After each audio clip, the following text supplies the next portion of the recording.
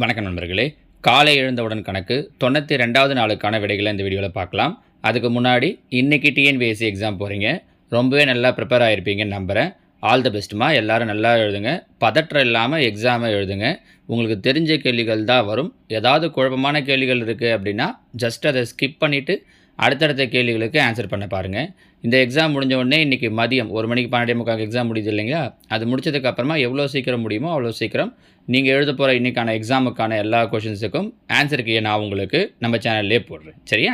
Okay, இதில் பாருங்கள். 456 x² - 2x by x² + 2x into 3x + 6 by x - 2. இப்போ மேலே இருக்கிற இந்த டேர்மில் இருந்து எக்ஸை வெளியே எடுத்துடலாம். எக்ஸை வெளியே எடுத்துட்டோன்னா பேலன்ஸ் x - 2. அதே மாதிரி கீழே இருக்கிறதுலேருந்தும் எக்ஸை வெளியே எடுக்கலாம்.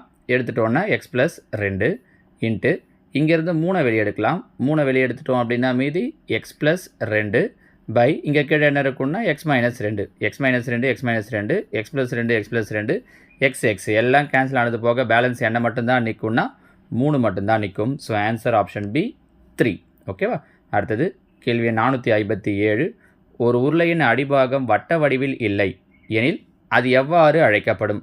வட்ட வடிவத்தில் இல்லை அப்படின்னா அதை நம்ம என்னன்னு சொல்லுவோம். அந்த உருளைன்னா சாய்வு உருளைன்னு சொல்லுவோம். வட்ட வடிவில் இல்லைன்னா அந்த உருளை சாய்வு உருளை என அழைக்கப்படும். சரிங்களா? அடுத்தது கேள்வி 458. 10 மீட்டர்² என்பது எதற்கு சமம் அப்படின்னு கேட்டிருக்காங்க. நமக்கு நல்லா தெரியும், 1 மீட்டர் அப்படிங்கிறது 100 சென்டிமீட்டர். கரெக்டாக? சப்போஸ் 1 மீட்டர்² அப்படின்னா இதை அப்படியே ஸ்கொயர் பண்ணணும். அப்போ 100 ஸ்கொயர் பண்ணோம் அப்படின்னா என்னவாயிடும்? 2 0 இருக்குது, 4 0 ஆகிடும். 10,000 சென்டிமீட்டர்². இது 1 மீட்டர்².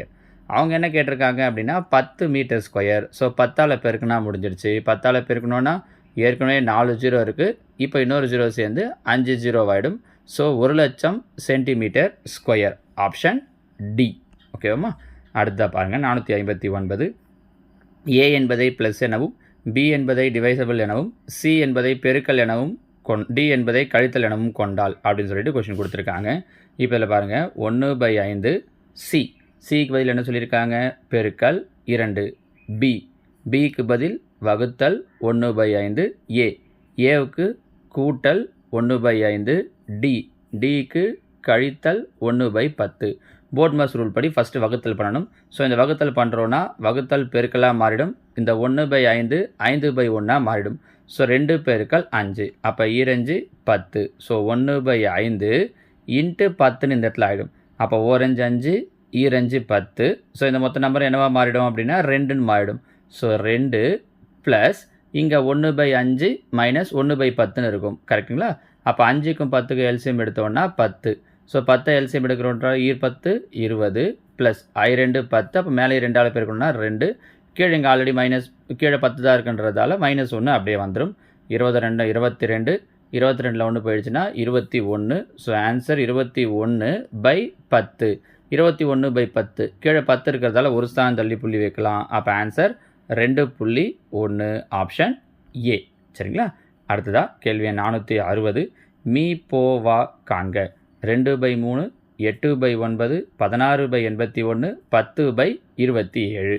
மீ போவா கண்டுபிடிக்கணும். இது மாதிரி ஃப்ராக்ஷனில் இருக்கிறதுக்குன்னா மேலே இருக்கிற நம்பருக்கெல்லாம் மீ போவா HCF, கீழே இருக்கிற நம்பருக்கெல்லாம் எல்சிஎம். நமக்கு அப்படியே தெரியுது பாருங்கள். மேலே இருக்கிற நம்பருக்கெல்லாம் HCFனா 2 8 16 10 எல்லாமே எந்த வாய்ப்பாட்டில் வரும்? 2ஆம் வாய்ப்பாட்டில். அவ்வளோதான். அப்போ HCF 2. இதுலேருந்தே ஆப்ஷன் சொல்ல முடியும். மேலே இங்கே 2 இல்லை, இங்கே இல்லை, இங்கே இல்லை. ஸோ ஆன்சர் ஆப்ஷன் பின்ட்டு. கீழே என்ன ட்ரை பண்ணலாம் பாருங்கள். 3 9 81 27. இது எல்லாத்துக்கும் எல்சிஎம். அவங்க என்ன கேட்குறாங்களோ அதை நியூமரேட்டருக்கும் இன்னொன்றத்தை டினாமினேட்டருக்கும் கண்டுபிடிக்கணும். அப்போ இதுக்கெல்லாம் HCF எடுத்திங்கன்னா என்ன கிடைக்கும் அப்படின்னா 81. So answer 2/81. ஓகேவா? காலை எழுந்தவுடன் கணக்கு 93வது நாளுக்கான வினாக்களை இப்போ நான் உங்களுக்கு சொல்கிறேன். இன்றைக்கி தான் குரூப் 4 எக்ஸாம் முடியுதுங்களே சார், இதுக்கு மேலே நாங்கள் எதுக்கு இதெல்லாம் ப்ரிப்பேர் பண்ணணும் அப்படின்னா, குரூப் 4 முடிஞ்சாலும் அடுத்து பார்த்தீங்க அப்படின்னா இப்போவே குரூப் 1 நம்ம கையில் இருக்குது எக்ஸாமு. அடுத்ததாக குரூப் 2 வரதுக்கான வாய்ப்புகள் நிறைய இருக்குது. அந்த குரூப் 2 மெயின்ஸுக்கெல்லாம் சிலபஸ்லாம் விட்டுருந்தாங்க இல்லையா, 2 இயர்க்கெல்லாம். ஸோ அடுத்தடுத்து நிறைய தேர்வுகள் இருக்கிறதால கண்டினியூவாக நம்ம போடுற எல்லா கொஷின்ஸுமே ப்ராக்டிஸ் பண்ணுங்கள். அது மாதிரி 23ஆம் தேதி பார்த்திங்கன்னா செகண்ட் கிரேட் டீச்சர்ஸுக்கான எக்ஸாம் வருது அப்படிங்கிறதால இனி வரக்கூடிய நாட்களில் போடுறப்ப பெரும்பாலான கேள்விகள் செகண்ட் கிரேட் டீச்சர்ஸ் எக்ஸாமை மீன் பண்ணுறது மாதிரியான கொஷின்ஸாக இருக்கும். நான் இன்றைக்கி நீங்கள் எக்ஸாம் எழுத போகிறீங்க அப்படிங்கிறதால உங்களை கன்ஃபியூஸ் பண்ணக்கூடாதுன்ட்டு ரொம்ப எளிமையான கேள்விகளாக தான் கொடுத்துருக்கேன். நாளிலிருந்து வரப்போ செகண்ட் கிரேட் டீச்சர்ஸ் எக்ஸாமுக்குன்னு நம்ம எதிர்பார்க்கக்கூடிய கேள்விகளாகவே அடுத்தடுத்த நாட்களில் கொடுக்கலாம். அதே கொஷின்ஸை டிஎன்பிஎஸ்சி குரூப் 1 குரூப் 2க்கு ப்ரிப்பேர் பண்ணுறவங்களும் தாராளமாக போட்டு பார்க்கலாம். சரிங்களா? ஓகே, இதில் பாருங்கள் 461 3/5 of 4/7 of 5/9 of 21/24 of 504 equal to கேள்வி எண் 462. ஒரு வகுப்பில் உள்ள பெண்களின் எண்ணிக்கையானது ஆண்களின் எண்ணிக்கையைப் போல 5 மடங்கு எனில் கீழே உள்ளவற்றில் எது அந்த வகுப்பின் மொத்த ஆண் பெண் எண்ணிக்கையாக இருக்க இயலாது? கேள்வி எண் 463. மதிப்பு காண்க.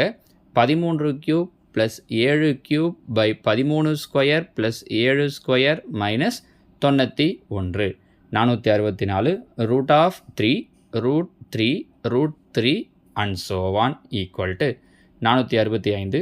ஒரு சரிவகத்தின் இணையற்ற பக்கங்கள் சமமெனில் அது ஒரு டேஷ். ஓகேங்களாம்மா? இந்த 5 கேள்விகளுக்கும் நீங்கள் இன்றைக்கி எக்ஸாம் முடிச்சுட்டு வந்து ஆன்சர் ப்ரிப்பேர் பண்ணுங்கள் போதும். ஈஸியான கேள்விகள் தான், பார்த்த உடனே உங்களுக்கு ஆன்சரே போகிற அளவுக்கே தெரிஞ்சிருக்கும். அது மாதிரியான கேள்விகள் தான். எக்ஸாம் நல்லா பண்ணுங்கள். நல்லா பண்ணியிருக்கோம் சார், இவ்வளோ மார்க் வரும், மேத்ஸில் இவ்வளோ நல்லா பண்ணியிருக்கோம் அப்படிங்கிற உங்களோட பதிலை நான் இன்றைக்கி மதியம் கமெண்ட்ஸில் எதிர்பார்க்குறேன். நல்லா பண்ணுங்கள். All the பெஸ்ட்மா.